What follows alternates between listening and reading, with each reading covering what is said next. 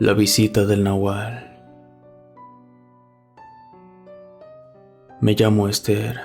Antes de contarles mi historia, quiero decirles que yo no creía mucho en estas cosas de fantasmas o espantos, aunque sí había vivido muy apegada a la religión desde niña. Mi abuela me enseñó todos los rezos y rituales que sabía. Me llevaba cada 8 días a la iglesia y me preparó para mi primera comunión.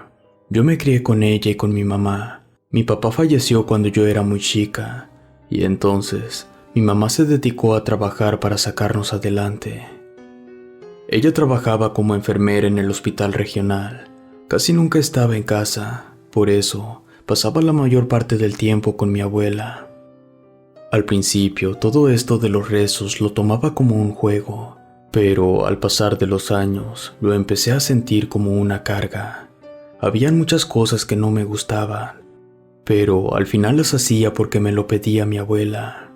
Y así transcurrió nuestra vida sin grandes sobresaltos, hasta que un día mi abuela de la nada enfermó de gravedad, perdió el movimiento de casi todo su cuerpo y se quedó postrada en la cama, apenas si abría los ojos. Le diagnosticaron cáncer. Los médicos no nos dieron muchas esperanzas, por lo que mi mamá decidió que nos la trajéramos a casa para que pasara sus últimos días con nosotras. Fueron meses muy difíciles, nos dedicamos en cuerpo y alma al cuidado de ella. Una noche, mientras revisaba su suero y sus medicamentos, me asusté cuando vi que intentó enderezarse en la cama, al tiempo que balbuceó algo incomprensible. Como pude reaccioné y la acosté de nuevo sobre la almohada. Chequé que la jeringa en su muñeca no se hubiera zafado, y entonces cuando intenté tocar su frente para tomar su temperatura, de repente abrió los ojos. Me asustó otra vez, hacía algunas semanas que no los abría. Me miró con ternura y apenas murmuró, «Mi niña». Y con mucho esfuerzo movió su mano y me señaló un cajón de su tocador. Me paré y fui hasta el mueble. Al abrirlo y revolver las cosas que habían dentro, encontré una pequeña bolsa de gamuza. Se la llevé y la puse entre sus manos. Con mucho trabajo quitó el pequeño nudo. Era un hermoso rosario de plata. Entonces empezó a toser, y cuando le acerqué el vaso de agua, me agarró del brazo y puso el rosario en mi mano, apretándome con todas sus fuerzas, y alcanzó a decirme al oído, «Te protegerá». Se recostó nuevamente y cerró sus ojos. Yo volví a guardar el rosario en la bolsita de gamuza y sin darme cuenta, lo metí en una de las bolsas de mi chamarra. Por la noche llegó mi mamá para relevarme. Me fui a mi habitación a dormir un rato y mi abuela falleció esa misma madrugada. Yo estaba dormida y mi mamá fue a despertarme. No fue necesario que me lo dijera. Las lágrimas en sus ojos y su expresión de tristeza lo decía todo. Iniciamos los preparativos del funeral. La velamos por la noche en la casa en compañía de algunos familiares y vecinos, y al otro día por la mañana la enterramos junto a mi abuelo y mi papá. Regresamos a casa totalmente abatidas. Por la tarde despedimos a los últimos familiares y nos acostamos a dormir temprano. Yo caí como piedra y dormí profundamente por varias horas, pero a eso de las 2 de la madrugada me desperté. Tenía una sed espantosa y me fui a la cocina. Al pasar por la sala, empecé a escuchar muchos ruidos extraños en el portón. Primero escuché como si alguien lo empujara suavemente. Al principio pensé que era alguna corriente de aire, pero las sacudidas se empezaron a hacer más violentas. Se escuchaban los golpazos tan fuertes como si alguien lo pateara y arañara con mucha furia. El ruido despertó a mi mamá, quien bajó rápidamente. Al verme en la sala se sorprendió y me preguntó qué es lo que estaba pasando. Me alcé de hombros y juntas nos acercamos a la ventana. Hicimos ligeramente a un lado la cortina y nos asomamos. Pero solo se podía ver la parte del portón de adentro que se sacudía violentamente por los golpes. Nos quedamos mirando asustadas, cuando de pronto cesaron los golpes. Yo tuve toda la intención de salir a ver qué había sucedido, pero mi mamá me detuvo. Me dijo que mañana por la mañana le hablaría a uno de mis tíos para que viniera a acompañarnos y revisar. No quise contradecirla. Yo en verdad quería salir para saber qué había pasado, pero habían sido días muy duros para ambas, así que le hice caso y me regresé a mi cuarto. Al otro día, mientras desayunábamos, escuchamos el timbre de la sala. Salimos al patio y nos acercamos temerosas al portón. Mi mamá gritó preguntando quién era, y la voz de mi tío Carlos nos tranquilizó. Yo quité los seguros y salimos. Él ya revisaba los golpes. La madera estaba mayugada y parecían como rasguños a lo largo de todo el portón. Mi tío la revisó otro rato. Después nos metimos a terminar nuestro desayuno. Entonces nos comentó que probablemente había sido algún animal, ya que en el suelo habían muchas pisadas como de pezuñas, quizá de un toro o de una cabra, pero no descartó a un lobo por los rasguños de la madera. La explicación medio tranquilizó a mi mamá. Yo intuía que era algo más, pero no supe cómo explicarlo.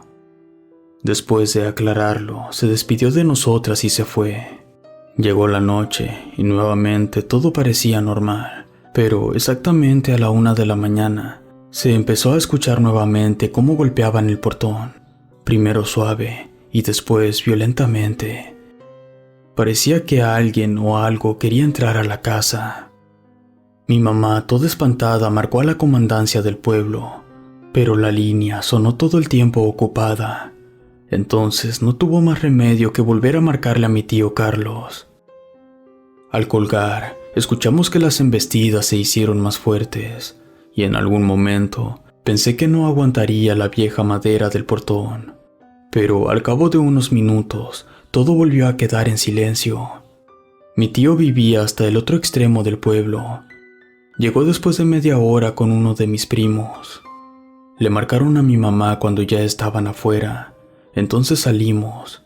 Como traían sus lámparas, ya revisaban la puerta. En la parte de abajo se habían roto ya varias tablas. Mi tío dijo que un poco más y se hubiera abierto un boquete, o incluso se pudiera haber caído parte del portón. Le dijo a mi primo que se regresara, que él se quedaría con nosotras para que mañana temprano se dedicara a repararlo. Mi primo se subió a la camioneta y se fue. Todos los demás nos metimos a la casa. Al otro día, desde muy temprano, mi tío se dedicó a trabajar en las reparaciones. Yo intuía que no era ningún animal común. Entonces coloqué un espejo en lo alto de la marquesina del lado de la calle, de forma que desde adentro se pudiera ver desde el lado de afuera del portón. Por la tarde se despidió mi tío de nosotras y nos comentó que ya había hablado con un amigo de la comandancia para que se diera unas vueltas por las noches, y así estuviéramos más tranquilas. Pero apenas habían pasado unas horas desde que él se había ido y sonó el teléfono. Era mi tía Rocío, la esposa de mi tío Carlos.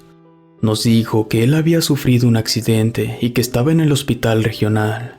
Mi mamá no lo pensó mucho, buscó algo de dinero y se fue, no sin antes decirme que me encerrara muy bien. Pasaron las horas y cerca de las 10:30 de la noche, mi mamá habló por teléfono. Me dijo que mi tío estaba bien, que al parecer solo se había lastimado una pierna, que no era fractura y que estaría bien, que ya solo estaba esperando a uno de mis primos para que la trajera, y me volvió a pedir que por nada del mundo saliera de la casa. Colgué algo temerosa y me fui al patio para ponerle los seguros al portón, y después me acomodé en la sala para esperar a mi mamá. Me quedé dormida. Entre sueños, escuché los azotes del portón otra vez. Me paré asustada y corrí a la ventana a asomarme. Parecía que esta vez sí se caería. No sabía qué hacer. Y en ese momento, recordé el regalo de mi abuela. Subí corriendo a mi habitación buscando la chamarra donde había guardado el rosario de plata. Revisé apresurada todas mis chamarras, hasta que lo encontré. Me bajé nuevamente y salí al patio. El portón parecía estar en las últimas. Pensé que se caería de un momento a otro. Busqué con la mirada el espejo que había puesto en la marquesina. sin imaginar siquiera la horrible sorpresa que me encontraría.